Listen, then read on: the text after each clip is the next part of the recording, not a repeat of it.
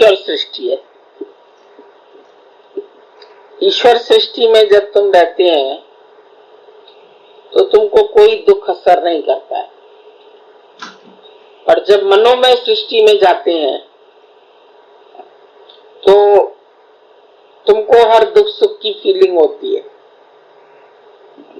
मन की आदतें ही ऐसी है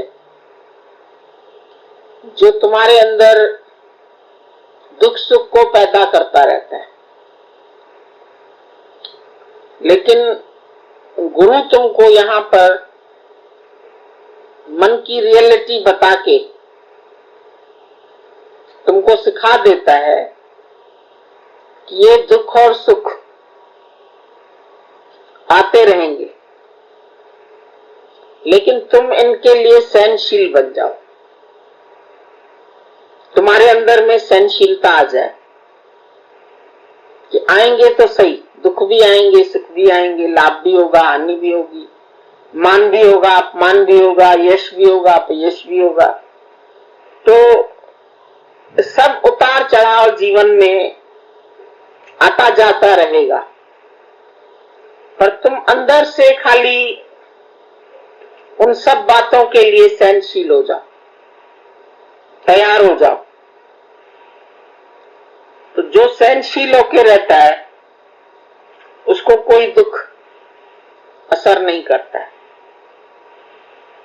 जैसे लड़की है, ससुराल जाती है तो उसको माँ पहले ही सिखा देती है, बेटा जा तो रही हो ससुराल में, लेकिन खाली सुख मिलेंगे ये इच्छा नहीं रख के जाना। वहां पर दोनों ही मिलेंगे तुम्हें। कभी पति का प्रेम मिलेगा, कभी किसी की डांट मिलेगी, कभी किसी का प्यार मिलेगा, कभी इज्जत मिलेगी, कभी इज्जत नहीं मिलेगी। तो दोनों बातों के लिए तुम तैयार रहो। और जब तुम तैयार होते हैं तो फिर तुमको कुछ नहीं लगता है, पर जब तक तैयार नहीं होते हैं तो लगता है। बड़े से बड़े दुख के लिए गुरु तुमको अंदर से तैयारी कराता रहता है। ये सत्संग जो है ये तैयारी कराने के लिए ही है, लेकिन इसमें भी एक बीच में मन आ जाता है। वो कहता है गुरु के पास भी ज्यादा मत जाओ, वहां भी तेरे मन का मौत होगा। तो मन मरना चाहता नहीं है, इसलिए डिले करता रहता है। ठीक है, चले जाएंगे चले जाएंगे, अभी ये काम है, अभी ये काम है, अभी ये पूरा कर ले, अभी वो पूरा कर ले, अभी तो बहुत जीवन पड़ा है, अभी क्या जरूरत है इतना ज्यादा निकलने की। यहां भी तो गुरु का काम कर रहे हैं जहां रहते हो। तो गुरु ने तुमको बिजी रहने के लिए निष्काम कार्य बता दिया। भाई तुम पूछते हैं सारा दिन हम फिर क्या करें, कहां जाएं? तो गुरु तुमको बोलता है अच्छा प्यार करो जाके सबसे, तो फिर उसमें फंस जाते हैं। चलो ये काम भी तो भगवान का ही है ना, उसके काम में ही तो बैठे हुए हैं, तो भले कितने भी काम में बैठे रहो, पर गुरु के साथ की जो जरूरत है वो सबसे ज्यादा है। कैसे तुम अपना जल्दी से जल्दी सब काम निपटा के ईश्वर की शरण में आ जाओ, और काम नहीं भी निपटे तो भी छोड़ दो, थक जाओगे। इसमें भी काम निपटाते निपटाते भी थक जाओगे। जैसे है वैसे ही रहने दो, तुम बीच से ही निकल आओ। जैसे सोल्जर को एक आवाज मिलती है आओ, तुमको फ्रंट पर जाना है, लड़ाई लड़नी है, तो वो बेचारा ये नहीं सोचता है कि अभी शादी कल हुई है, अभी पत्नी से बात भी नहीं कर पाया हूं, अभी घर में मेहमान भी रहे हुए हैं, अभी कैसे जा सकता हूं? लेकिन उसके लिए जो ऑफिसर की आवाज है वो पहले है,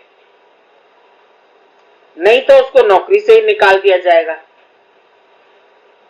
तो यहां पर भी जब अंदर से तुमको प्रेरणा आती है, भाव आता है, या एक जबरदस्ती भी नियम बना लो कि जाना ही है, हमें हर हफ्ते पहुंचना ही है। जैसे जैसे संसार के काम तो कभी कम होंगे नहीं, पर तुमको एक जंप लगाना पड़ेगा। जो मेढक बेचारा सिजता रहा, नीचे पानी उबल रहा था, गर्म हो रहा था, तो एक ने बोला अभी तो सह पा रहा हूं, अभी तो सह पा रहा हूं, पड़ा रहा, और धीरे धीरे जब पानी बॉयल हो गया तो उसी में ही मर गया। पर दूसरा मेढक छलांग लगा के आ गया। तो ये सुस्ती नहीं करनी है, अभी ये काम हो जाए, अभी ये काम हो जाए, अभी बच्चों की छुट्टियां होंगी तो आएंगे, अभी ऐसा होगा तो आएंगे। तो बहुत सारी बातें मन दिखाता है तुमको। रिटायरमेंट होने के बाद पूरा जीवन भगवान को दे देंगे, तो भगवान को दिलासा देते हैं जैसे, और रिटायरमेंट तक तुम ही ऐसे खटिया पर पड़ जाओ तो क्या करोगे? पहले से ही छूटो, अधिक से अधिक अपना समय भगवान के लिए निकालो, जितनी छुट्टियां ले सकते हो ले लो, छोड़ के छुट्टियां नहीं जाना। पता नहीं कल ही काल तुम्हारा दरवाजा खटखटा दे, कोई भरोसा है नहीं। अभी थोड़े ही दिन पहले कल भी हमने बताया, लड़की की शादी हुई, 1.5 साल भी नहीं हुआ है, 4-5 महीने का बच्चा है, और बहुत अच्छी लड़की थी, गजल वजल खूब अच्छी गाती थी, हम लोगों से मिली थी। और अचानक ही हस्बैंड को थोड़ी सी तकलीफ हुई और वो शांत हो गया शरीर। 26 साल का जवान लड़का है। अभी मौत तो 26 साल वाले को भी नहीं देखती है, 25 साल वाले को भी नहीं देखती है, कब दरवाजा खटखटा दे। पर तुम 60 साल के भी बोलेंगे अभी धीरे धीरे निकलेंगे, धीरे धीरे छूटेंगे, धीरे धीरे निकलेंगे। तो ये बहाने बहुत बताता है मन।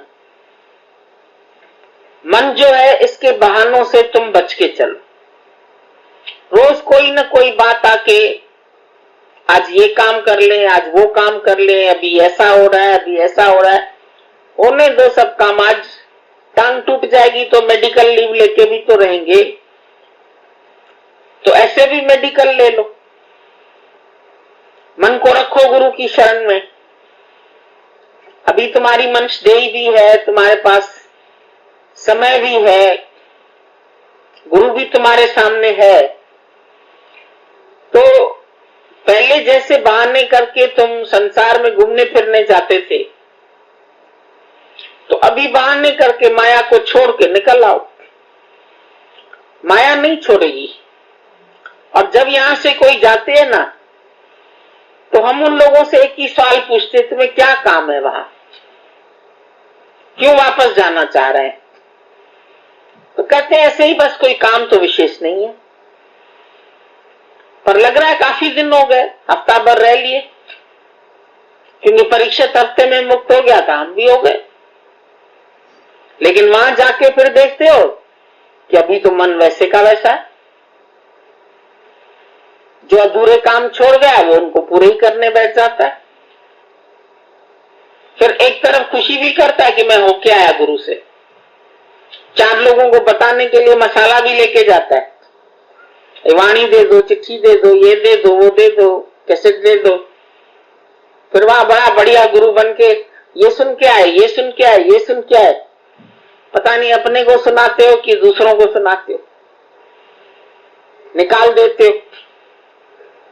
सीप जब एक मोती लेती है मुंह में बूंद तो मुंह बंद कर लेती है, गहराई में चली जाती है। तुम भी एक एक वचन गुरु का कैच करते जाओ, मोती बनाते जाओ, मुख बंद कर लो।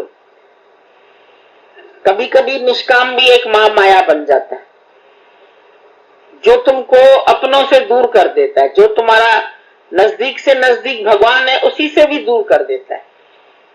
उनकी चिंताओं में पड़ जाते, इसका केस ठीक करना है, इसका केस ठीक करना है, इसको बताना है, इसको ले जाना है, ये बेचारा बीमार है, ये बेचारा चल नहीं पाता है। फिर कहेंगे ये तो हमारे करुणा का स्वभाव बन गया है।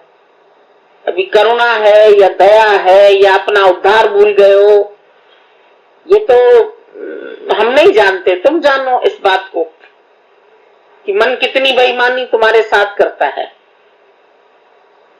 गुरु से कितना हमारा प्यार होना चाहिए, कितना लगाव होना चाहिए। वो इधर आसक्त नहीं हो के मन वहां आसक्त अभी भी है, अभी भी संसार के पदार्थों में तुम्हारा मन भागता है। नहीं भी तो शरीर के सुखों के लिए भागता है। ये शरीर सुखपूर्वक रहेगा, वहां अपने हिसाब का घर होता है, वहां कामकाज होता है, थोड़े बिजी हो जाते हैं। यहां दिन भर क्या करें खाली यही सोचते रहते हो। तो बार बार घर की ओर दौड़ लगाता है, सुखों के लिए, शरीर के सुखों के लिए, मन के जहां रिश्ते नाते हैं उनको भी देखने का भी सुख मिलता है। कुछ ना कुछ तो है जो बार बार हमको संसार की ओर लेके जाता है। अब क्या क्या है किसके अंदर में वो खुद जाने, और उन बातों को दूर करें, नहीं तो धीरे धीरे तुम्हारे प्रोग्रेस में ऐसे कमी आ जाती है। फिर तुम बोलते अभी हमको शुष्कता आ गई है, अब हमारे अंदर कमी हो गई है, क्योंकि बात नहीं करते, बैठते नहीं है, गुरु के प्रेम को बढ़ाते नहीं है। रहते हैं तो खुश भी हो जाते हैं, आपने रोक लिया तो बहुत अच्छा लगा, तो हमने रोक लिया, लेकिन अगर तुम खुद भी रुक जाओगे और तो क्या होगा, और भी अच्छा होगा। कोई कहता मेरी पढ़ाई छूट गई, कोई बोलेगा 2 दिन का कॉलेज छूट गया, 3 दिन का छूट गया। अरे कोई बात नहीं है, ये दुनिया के धंधे तो फिर भी होंगे, अफसोस हम न होंगे। कार्य पूरा करना माना अपने ही स्वरूप में स्थित होके और आनंदमय जीवन जीना। तुम लोग काम उतारने का मतलब सोचते हैं कि गुरु ने आत्मा बता दी, गुरु ने बता दिया कि तुम शरीर नहीं हो, तुम आत्मा हो, सुन लिया हमने, अब इसका अभ्यास तो घर में करेंगे। पर प्रफुल्लता नहीं आई तुम्हारे जीवन में अभी, सरलता, प्रफुल्लता, आनंद, हंसना, हल्के होकर के मौज करना, झूमना, नाचना, वो नहीं आता है। उमंग तरंग नहीं है, वो गुरु को दिलानी पड़ती। चलो कल ले गए तुमको, फिर चलो, तो फिर अच्छा लगा बहुत, हाँ अच्छा लगा, अच्छा लगा। तो गुरु बार बार तुम्हारे को जैसे पुशिंग करता रहता है, पुश करता है, और चलो और चलो और चलो, और खींचता भी रहता है अंदर से कि तुम अपने आप को स्वतंत्र समझो ना। कब तक अंदर मन की गुलामी सहन करते रहोगे? देश आजाद हो गया पर तुम्हारे मन की गुलामी नहीं छूटी। मन धन में आ सकता है, या बच्चों में आ सकता है, या नौकरी में आ सकता है, या पढ़ने में आ सकता है। अरे ये संसार की पढ़ाई तो चलती रहेगी, ये मन की पढ़ाई भी तो सीखो। शरीर के रोग को पहचानना सीखते हो, मन के रोग को भी पहचानो, तो ये तुमको ज्यादा काम आएगा जीवन में। ऐसे डॉक्टर कई है दुनिया में, पर जिनको ज्ञान मिल जाता है वो कहते हैं आपका ज्ञान हमको डॉक्टरी में बहुत काम में आता है। फिर हम उसको पेशेंट करके नहीं देखते, उसको भगवान करके देखते, उसको ठगने की कोशिश नहीं करते, उसके पैसे पर, जेब पर आंख नहीं रखते, पर उसकी बीमारी को ऐसे देखते हैं, भगवान के भाव से उसको सच बता देते। ऑपरेशन की जरूरत नहीं है तो नहीं है, नहीं तो दूसरे डॉक्टर क्या कहते हैं, अरे जल्दी से जल्दी करा लो ऑपरेशन, वरना ट्यूमर कैंसर बन जाएगा, वरना ऐसा हो जाएगा, ऐसा डरा देते। हार्ट के डॉक्टर बोलेंगे तुरंत ऑपरेशन की जरूरत है, और हमारा डॉक्टर बोलता है कि हम अंदर में देखते हैं जब उनकी रिपोर्ट, तो उस रिपोर्ट में खाली एंजियोग्राफी से काम चल सकता है, पर ऑपरेशन में क्योंकि उनको ज्यादा पैसा मिलेगा, इसके लिए वो जैसे एक बकरे को कसाई काटता है, ऐसे वो बीमार को और भी दर्द देते हैं और तकलीफ होती है। बाद में ऑपरेशन के बाद कितनी परहेज, कितना ये, तुम तो पैसा लेके एक तरफ हो जाओगे और उस बेचारे का शरीर तो सहन करेगा ना। तो इतनी इतनी बातें आती है जीवन में, झूठी दवाइयां देना, नकली दवाइयां बेचना, नकली तरीके से, माया में भी कोई सच्चाई से नहीं रहता है। सच्चाई से रहे, सफाई से रहे, सादगी से रहे, ये अकल भी गुरु सिखाता है हमें कि जितना तुम अंदर में प्यार रखोगे सबके लिए, तो जीवन तुम्हारा सच्चाई में बीतेगा।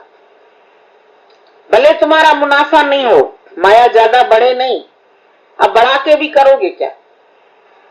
एक बात किसी ने बताई, कोई डॉक्टर था दांत वाला, एक बार हम भी ऐसे किसी के साथ गए थे, तो बोला कि उनकी फैमिली जो थी वो पूरी कहीं घूमने गई थी, तो वैसे तो ये भी जाता, लेकिन उसको बुखार था तो वो गया नहीं। बाकी पूरी फैमिली जो थी वो, ऐसा एक्सीडेंट हुआ कार का, सब खत्म हो गया, अब रह गया अकेला, पूरी की पूरी फैमिली खलास। अब कहता है किसके लिए कमाओ, तो सबकी फ्री दवाई करता है। कहता अब हमको पैसे की जरूरत ही नहीं, कुटुंब के लिए, परिवार के लिए, जगत वालों के लिए हमको धन की जरूरत पड़ती है, पर अपने लिए कितना चाहिए। घर अपना है, किराए आते हैं, इतना पैसा तो आराम से मिल जाता है जो अपनी 2 रोटी आदमी खा लो। बाकी परिवार को खिलाना है, इसकी शादी करानी है, तो इसका ये करना है। अरे कब तक करते रहोगे ये सब काम, दुनिया के कभी कम नहीं होते हैं। रोज मन दिखाएगा तुम्हें, तुम्हारे लिए ये फर्ज है, तुम्हारा ये धर्म है, ये तुम्हारी ड्यूटी है। गुरु नानक साहब ने कोई फर्ज नहीं है, कोई धर्म नहीं है, कोई ड्यूटी नहीं, और काज तेरे किते न काम, मेरे साथ संगत बज केवल नाम। जागो ना, जागते क्यों नहीं है, अभी तक सोते रहते।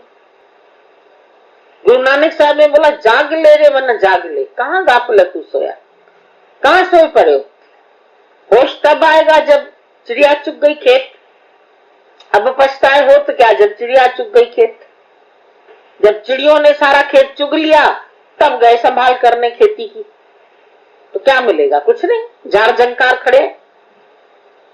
तो संसार में तुम्हारे श्वास घटते जा रहे हैं, घटते जा रहे हैं, पूंजी खत्म होती जा रही है, और तुम खुश बैठे अभी भी। अभी तो ये मजा ले ले, अभी तो ये काम कर ले, अभी तो वो काम कर ले। अरे काम तो किसी के रुके नहीं है।